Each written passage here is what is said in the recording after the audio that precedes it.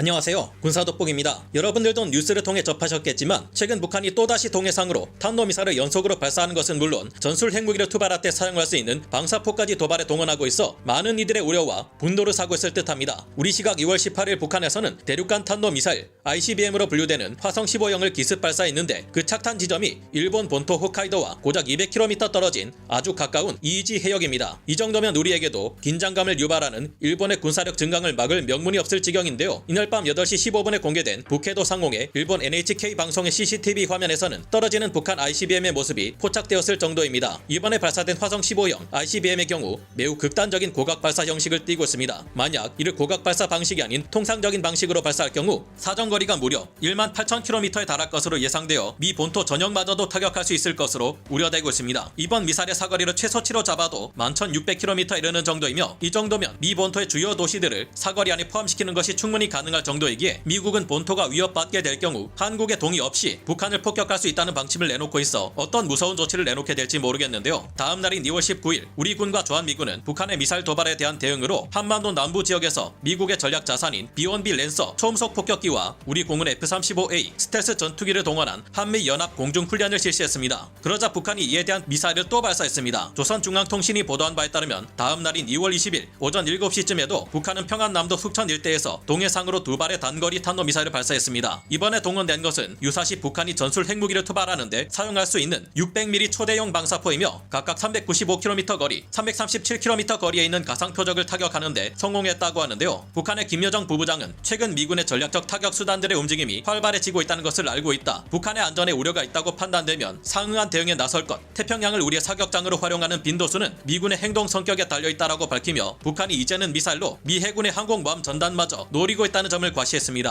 북한은 최근 미사일 발사 수단의 양을 크게 늘리며 미국의 미사일 방어체계 MD로 하여금 대응하는 것이 어렵게 만들고 있는 만큼 북한의 미사일 위협은 이제 심각한 수준으로 급격히 대두되고 있습니다. 그러나 우리라고 해서 이 같은 북한의 도발을 손 놓고 구경만 하지는 않았는데요. 최근 2월 8일 진행된 유무인 전투체계 구축 및 대응 방향 세미나에서는 우리나라에서 개발된 것으로 보이지만 처음 보는 여러 스텔스 무인 전투기들의 작전 수행 CG 영상이 공개되었습니다. 이 영상에서는 다양한 유형의 무인 전투기들이 편대를 이뤄 각자 다양한 역할을 수행하며 북한의 전투기들을 손쉽게 요격하는 모습을 보여주고 있는데요. 그러나 이 무인 전투기 편대들이나 이들과 함께 유인 전투기가 작전을 수행하는 경우 현재 우리에게 가장 큰 위협이 되고 있는 북한의 탄도미사일을 무력화할 수 있는 매우 효과적인 대응이 가능할 것으로 기대되고 있습니다. 현재 북한의 미사일 발사는 우리 군으로서도 매우 막기 어려운 것으로 분석되고 있는데 유무인 전투체계가 그것을 무력화할 수 있는 이유는 무엇일까요? 전문가는 아니지만 해당 분야의 정보를 조사 정리했습니다. 본의 아니게 틀린 부분이 있을 수 있다는 점 양해해주시면 감사하겠습니다. 북한의 미그-29 전투기 2대가 무장을 장착한 채 우리 영공으로 침투하자 우리 군에서는 XQ-58A 발키리를 닮은 무인 전투기들 여럿이 출격합니다. 하나의 스트라이크 패키지를 구성하고 있는 이들 무인 전투기들은 모두가 스텔스 형상 설계가 적용되어 있다는 것을 쉽게 알아챌 수 있는데요. 중앙에 이들을 지휘하는 가오리 모양의 무인 전투기가 자리 잡고 있는데 이 무인 전투기의 경우 적이 카운터 스텔스 레이더를 갖추고 있다 해도 탐지할 수 없도록 B2 폭격기나 B21 폭격기처럼 완전한 전익기 형상을 취하고 있습니다. 맨 선두에 있는 무인 전투기는 레이더를 장착해 가장 먼저 적의 위협을 탐지해 전술 데이터 링크를 통해 다른 아군기들의 표적에 대한 정보를 전해주는데요. 그 바로 뒤에는 전자전을 위해 개발된 무인 전투기가 뒤따르고 있고 양옆에는 주타격을 수행할 무인 전투기들이 내부 무장창에 무장을 장착한 채 뒤따르고 있습니다. 지휘를 맡는 가오리 형태의 무인 전투기 뒤에는 이를 호위하는 에스코트 무인 전투기 2대가 뒤따르고 있는데요. 이내 앞서가던 무인 전투기 편대가 속도를 내 먼저 진출하고 레이더를 탑재한 무인 전투기가 북한 미그-19 전투기 2대의 접근을 알아챕니다. 이를 뒤따르던 2대의 무인 전투기들이 내부 무장창을 열고 각각 한 발씩의 중거리 공대공 미사일을 발사하는데요. 북한의 미그-19 전투기 한 대가 격추당하지만 나머지 한 대는 회피 기동을 통해 미사일을 피합니다. 완벽한 진영을 이루며 이를 쫓는 아군의 무인 전투기 편대 중 지휘기에서 처음으로 내부 무장창을 열고 장거리 공대공 미사일을 발사합니다. 이미 앞서 날아온 미사일을 피하느라 속도가 줄어들고 에너지가 소모된 북한의 미그-19 전투기는 뒤이어 날아온 공대공 미사일의 추격을 따돌리지 못하고 끝내 격추당하고 맙니다. 이 영상은 2월 8일 한국국방안보포럼 코데프와 국방기술품질원 국회 국방위원회 소속 신원식 의원 등이 주관한 유무인 전투체계 구축 및 대응 방향 세미나에서 처음 공개된 대한항공의 CG 영상입니다. 이 영상에서 모습을 보인 무인 전투기들은 모두 실제로 개발 중인 것들로 지휘기의 역할을 맡은 가오리형 전투기는 다목적 스텔스 무인 전투기로 불리며 얼마 전 이미 사진을 통해 실제 모습이 공개되기도 했습니다. 많은 부분에서 미국이 개발했던 X-47B 항모용 함재 무인 전투기를 쏙 빼닮아 있는데요. 이 기체를 개발하기 위해 우리나라에서는 2015년에서 2021년까지 가오리 X2 사업을 통해 15m급 대형 시험기와 6m급의 성능 검증 시제기가 만들어져 실제 비행 시험을 진행해 온 것으로 알려졌습니다. 지난 2020년 2022년 8월 국방과학연구소는 창설 50주년을 맞아 스텔스 무인기를 개발 중이며 현재 약 70% 기술 수준에 도달했다는 긍정적인 소식을 전하기도 했습니다. 무난하게 이 다목적 스텔스 무인 전투기의 개발이 완료될 경우 2030년대 초반이면 개발이 완료되어 중반 이후 양산에 들어갈 예정인데요. V자 형태의 수직꼬리 날개를 갖추고 있는 영상 속의 또 다른 무인 전투기들은 유무인 복합 운용체계 개념에 따라 KF-21 보라매 전투기 등을 호위할 스텔스 무인 편대기인 것으로 지난해 8월 개발이 본격화되었다고 하는데요. 대한항공이 우선 협상 대상자로 선정되어 개발 중인 이 저피탄 무인 편대기는 2021년 11월부터 기술 개발에 착수해 기본 설계를 마친 상태이며 대한항공과 국방과학연구소가 함께 상세 설계를 진행하게 된다고 합니다. 미 공군과 미국의 방위산업체인 크라토스 디펜스 앤 시큐리티 솔루션즈사가 개발 중인 스텔스 무인 공격기 XQ-58A 발키리를 많이 닮아 있는데요. 최강의 스텔스 전투기 F-22와 경쟁해 스텔스 성능만큼은 더 높은 것으로 평가되었던 YF-23 블랙 위도우2처럼 V자형 수직 미익을 갖추고 있어 스텔스 성능을 갖추면서도 기동성을 어느 정도 발휘할 수 있게끔 설계되어 있습니다. 가오리형의 다목적 스텔스 무인 전투기는 KF-21 유인 전투기를 엄호하는 역할을 수행하기는 어렵지만 수직 미익을 갖춘 이 스텔스 무인 편대기들은 어느 정도 급격한 전술 기동이 가능할 것으로 예상되는 만큼 KF-21 유인 전투기를 엄호하는 것도 가능할 것으로 보입니다. 수직 미익이 있는 만큼 VHF 밴드 레이더나 UHF 밴드 레이더에 탐지되는 것을 완전히 피하기는 어렵겠지만 이들의 접근을 적군이 미리 알고 대비하지 않는 이상 대응하기 어려울 것으로 보이는데요. 영상 속에서처럼 이 스텔스 무인 편대기들은 다목적 무인 전투기와 작전을 수행할 수도 있습니다. 하지만 우리가 자체 개발한 KF-21 보라매 유인 전투기 한 대당 3-4대의 스텔스 무인 편대기가 함께 작전을 수행하며 감시 정찰, 전자전, 정밀 타격 수행 등의 독자적인 자율 임무를 수행할 수 있는 것으로 알려져 있습니다. 이렇게 될 경우 KF-21 보라매 전투기는 마치 항공모함의 모선처럼 안전하게 후방에서 여러 임무를 동시에 수행할 수 있게 되며 4.5세대 전투기임에도 불구하고 적의 레이더 탐지 영역 밖에서 마치 스텔스 전투기처럼 작전을 수행하는 것이 가능해지는데요. 군사 전문가들은 이 같은 스텔스 무인 전투기들이 본격적으로 개발될 경우 유사시 우리나라와 일본, 미국까지 위협하는 북한의 탄도미사일 이동식 발사대를 조기에 발견해 정밀 타격하는 가장 효과적인 수단 중 하나가 될 것이라 기대하고 있습니다. 이들은 북한의 촘촘한 방공망을 뚫고 침투해 목표 지역 인근의 상공에서 오랜 시간 채공하며 감시 정찰을 수행하며 대기하다가 북한의 탄도미사일 발사 정황과 같은 구체적인 위협이 닥칠 경우 그 즉시 공격을 수행할 수 있을 것으로 여겨집니다. 무장이 없을 경우 다른 많은 군사용 무인기들이 그렇듯 직접 표적을 향해 날아가 부딪혀 폭발함으로써 어떻게든 임무를 완수할 수 있을 것으로 짐작되는데요. 이들 무인 전투기들은 유인 전투기보다 가격이 저렴하면서도 대량 생산이 가능한 가성비 높은 전투 플랫폼이기에 손실될 가능성이 높은 위험한 임무에도 부담 없이 투입될 수 있을 것으로 기대되고 있습니다. 북한은 최근 미사일을 발사한 것 외에도 창건 75주년을 맞은 열병식에서 화성 17형 ICBM 12기를 선보였고 이 외에도 5개의 ICBM을 추가로 선보이는 등 위협을 더욱 고도화하고 있습니다. 그런 만큼 우리 또한 스텔스 유무인 복합 전투 체계를 하루빨리 구축시켜 이에 대응할 수 있도록 해야겠는데요. 긍정적이게도 최근 KF-21의 복자형 전투기가 처음으로 비행시험에 성공한 것은 물론 앞선 비행시험에서는 단자형 KF-21 전투기가 초음속 비행에 성공해 KF-21이 전투 시 뛰어난 회피 기동과 전술 기동이 가능하다는 것을 증명했는데요. 일부 전문가들의 경우 아직은 섣부른 판단일 수도 있지만 잘하면 KF-21에서 애프터 버너를 연소하지 않고도 초음속으로 날개하는 슈퍼 크루징이 가능할 것이라는 조심스러운 예상까지도 등장하고 있습니다. 복좌기의 경우 전자전기에 활용될 수도 있는 만큼 이 기체 시험 비행 소식도 매우 저희를 들뜨게 하는데요. 우리에게 닥친 위협이 상당한 만큼 KF-21 전투기의 개발과 유무인 복합 전투체계 개발도 순조롭게 별탈 없이 진행될 수 있기를 기원해봅니다. 오늘 군사 돋보기 여기서 마치고요. 다음 시간에 다시 돌아오겠습니다. 감사합니다. 영상을 재밌게 보셨다면 구독, 좋아요,